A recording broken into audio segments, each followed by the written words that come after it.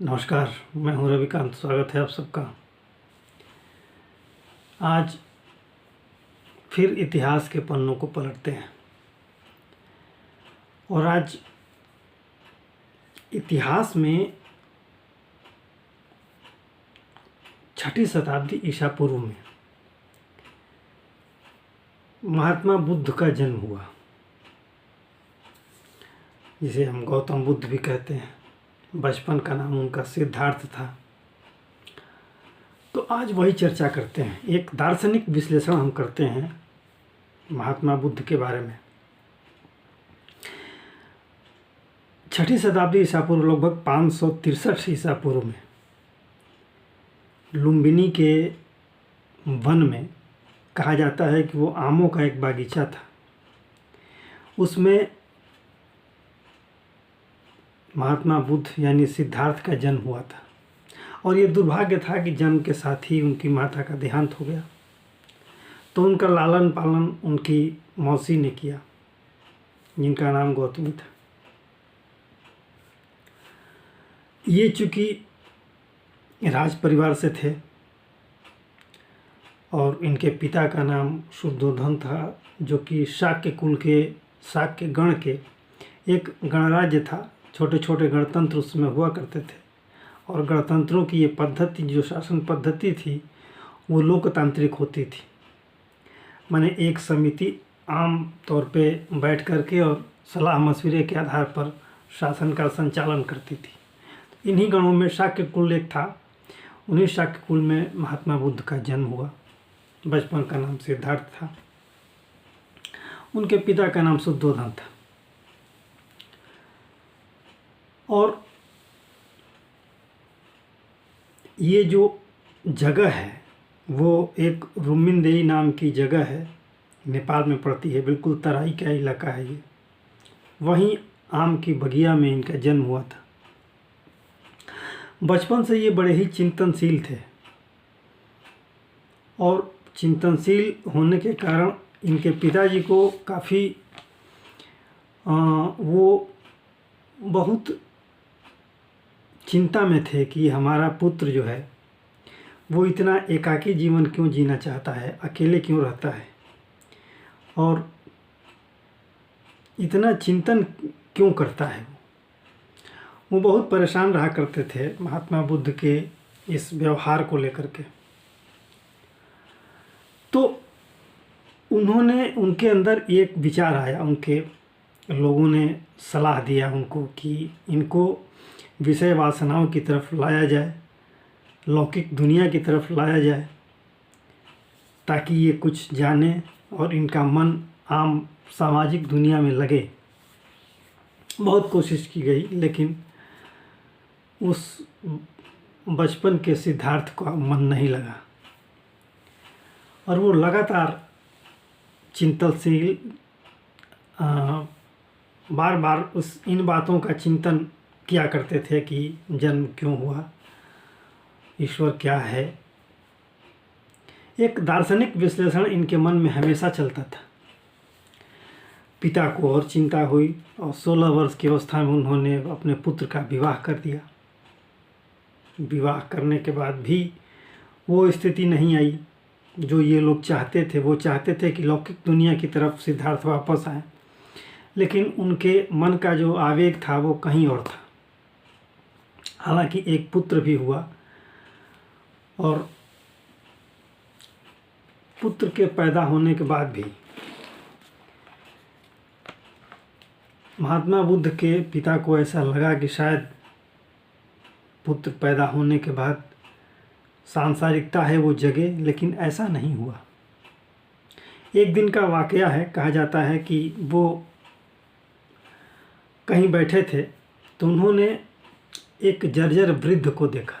ये कैसे इनका मानसिक परिवर्तन होता है, इसका काफ़ी मानसिक असर होता है उनके ऊपर। ये घटनाएं हैं, 4 घटनाएं जो कि उनके जीवन की महत्वपूर्ण घटनाएं हैं। उन्होंने एक वृद्ध व्यक्ति को देखा।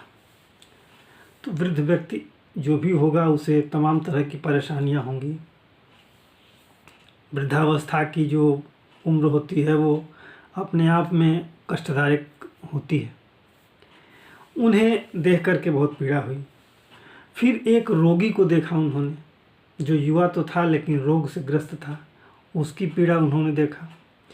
फिर उन्होंने एक मृतक की शव यात्रा को देखा। कोई मृतक है, उसकी शव यात्रा में लोग ले जा रहे हैं और उसके पीछे पीछे लोग आंसू बहाते हुए जा रहे हैं। और अंत में उन्होंने एक प्रसन्नचित्त सन्यासी को देखा। बिल्कुल निश्चिंत भाव से, खुशी मन से, हंसते खेलते वो जा रहा है, प्रभु का नाम लेते, जो स्मरण करते हुए जा रहा है, खुश है, प्रसन्न है। इन चारों घटनाओं ने बुद्ध के जीवन को झकझोर सा दिया। वो बहुत ही चिंतन में पड़ गए कि ये क्या वजह है। मृत्यु तो शोक का कारण है, ये तो समझ में आता है। जर्जर अवस्था भी शोक का कारण है, और अगर कोई रोगी है वो भी शोक का कारण है, दुख का कारण है। लेकिन वो व्यक्ति जो सन्यासी है, वृद्ध अवस्था में है, इतना खुश क्यों है? मनुष्य तो वो भी है। ऐसी कौन सी बात है कि उसको इतनी प्रसन्नता है, दुख का जरा भी असर नहीं है? तो उनके मन में ऐसा आया कि इसकी पड़ताल की जानी चाहिए कि आखिर क्या वजह है कि ये वृद्ध सन्यासी, इसके ऊपर दुख का कोई गम नहीं है, कोई प्रभाव नहीं है, सर्वथा प्रसन्नचित्त है। इसी उधेड़-बुन में रात के अंधेरे में अपनी पत्नी और बच्चों को सोता हुआ छोड़कर उन्होंने गृह का त्याग किया। आपको ये बता दें कि महात्मा बुद्ध का जन्म वैशाख की पूर्णिमा को हुआ था, और उन्होंने जो गृह का परित्याग किया वो भी वैशाख की पूर्णिमा को ही किया। ये वैशाख की पूर्णिमा इनके जीवन में बड़ा विशेष महत्व है इसका। और जो ज्ञान की प्राप्ति हुई उनको, वो भी वैशाख की पूर्णिमा को ही प्राप्त हुई। ये बात हम आगे आपको बताएंगे। वहाँ से, घर से निकलने के बाद महात्मा बुद्ध वैशाली पहुँचे। वहाँ एक संत थे, सांख्य के आचार्य थे, बहुत बड़े आचार्य थे उस समय के, उस जमाने के बहुत बड़े आचार्य थे। आलार कालाम नाम था उनका। उनके आश्रम में पहुँचे, अपनी जिज्ञासाओं को कहा, उनसे जानने की कोशिश की, लेकिन जो बात वो जानना चाहते थे उन बातों का उत्तर उन्हें नहीं मिला। वो दुखी मन से वहाँ से निकल आए, खिन्न थे कि जो मैं जानना चाहता हूँ उसका उत्तर किसी के पास नहीं है। अंत में वहाँ से वैशाली से निकले, राजगृह में आए। वहाँ भी एक धर्माचार्य उन्हें मिले, वो भी बहुत बड़े विद्वान थे। उनका नाम था रुद्रक रामपुत्र। और वहाँ वो उनसे भी कुछ जानने की कोशिश किए, अपनी जिज्ञासाओं को व्यक्त किया उनके सामने, लेकिन वहाँ भी उनको कोई उत्तर नहीं मिला, स्पष्ट उत्तर नहीं मिला। अंत में वो दुखी मन से बोध गया पहुँचे। उस जगह पर, उसका नाम उरुवेला था, प्राचीन नाम उरुवेला था, आज जो वर्तमान में बोध गया है। और उन्होंने एक मध्यम मार्ग को अपनाया, जानने के लिए कि आखिर ये दुख क्या चीज़ है, ईश्वर क्या चीज़ है, आत्मा क्या चीज़ है, लोगों को दुख होता क्यों है। तो उन्होंने मध्यम मार्ग को अपनाया, न बहुत कठोरता से, न बहुत ऐशो आराम से। मध्यम मार्ग के मिश्रण से उन्होंने मध्यम मार्गी बन करके और ध्यान और साधना में लीन हुए। और इस तरह से तप करते करते 6 वर्ष बीत गए। 6 वर्ष बीतने के बाद वैशाख की पूर्णिमा को ही 35 वर्ष की उम्र में उन्हें ज्ञान की प्राप्ति हुई। मन में एक आत्म प्रकाश उत्पन्न हुआ, ज्ञान का प्रकाश।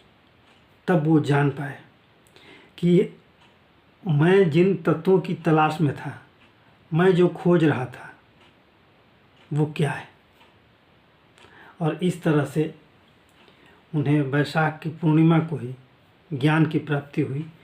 पीपल वृक्ष के नीचे, वो आज भी वो वृक्ष मौजूद है बोध गया में, उसकी पूजा होती है। बौद्ध धर्म के मानने वाले लोगों के अंदर काफ़ी आस्था है उस वृक्ष को लेकर के।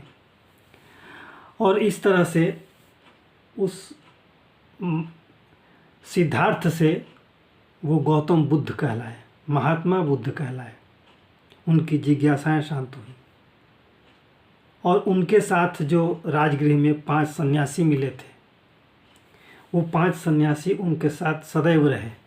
फिर ज्ञान की प्राप्ति के बाद वो सारनाथ आए और सारनाथ में उन्हीं 5 ब्राह्मणों को उन्होंने सबसे पहले दीक्षित किया अपने ज्ञान के द्वारा। जो 6 वर्ष के तप के बाद जो उन्हें महसूस हुआ, जो ज्ञान उन्हें महसूस हुआ, उसको दीक्षित किया, उसी ज्ञान के द्वारा दीक्षित किया उन 5 ब्राह्मणों को जो उनके साथ से लंबे समय तक उनके साथ रहे। अब ये बात है कि वो ज्ञान था क्या। तो आपको पता है कि मैंने पहले बताया कि वो दुख को लेकर के काफ़ी चिंतनशील थे कि इस समाज में, इस दुनिया में दुख क्यों है और उसी दुख के द्वारा लोग ग्रसित हैं। लेकिन उस सन्यासी को दुख क्यों नहीं है जो हंसते हुए हमको मिला था। आगे उन्हें पता चला तो उन्होंने जो सिद्धांत प्रतिपादित किए, उन्होंने उनके मन में ये ऐसा आया कि संसार दुखों के अधीन है। माने संसार जो है दुख से परे नहीं है। अगर संसार में कोई है तो उसे दुख का सामना करना पड़ेगा। फिर दूसरी बात क्या थी कि इस दुख को रोका जा सकता है, माने इस दुख का निरोध किया जा सकता है। इस दुख को स्वयं के पास आने से रोका जा सकता है। अब इस दुख को रोकने का कुछ उपाय होगा। वो उपाय क्या हो सकता है? पहला यानी दुख है, ये संसार दुखमय है। दूसरा, प्रत्येक वस्तु का कोई न कोई कारण अवश्य है दुख का। अगर कोई दुख है, उसके बाद उस दुख का कोई कारण होगा। क्या कारण है? तो मनुष्य को उस कारण की तलाश करनी चाहिए, क्योंकि अगर जीवन मिला है तो वो जरा मरण के अधीन है। वो बचपन से लेकर के जवानी तक, फिर प्रौढ़ावस्था तक, उसके बाद वृद्धावस्था तक, ये क्रम से ये अवस्थाएं उसे मिलनी है और इन अवस्थाओं में उसे दुख का सामना करना पड़ेगा। और अंत में जब शरीर जर्जर होगा, जब सारा दुख ही दुख होगा और उसके बाद उसका मोक्ष होगा। और सबसे अंतिम है, इस दुख से बचने का उपाय क्या है? दुख है, दुख का कारण है और दुख का निरोध भी संभव है। तो उस दुख के निरोध के लिए कौन सा वो पथ है जिसके द्वारा हम चल करके दुख को रोक सकते हैं? ये जिज्ञासाएं महात्मा बुद्ध के मन में आईं। तो इस एपिसोड में इतना ही। अगले एपिसोड में हम इसके आगे की चर्चा करेंगे। आज के लिए इतना ही। आशा है ये वीडियो आपको अच्छा लगा होगा। आप लाइक करें, शेयर करें और सब्सक्राइब करें। धन्यवाद।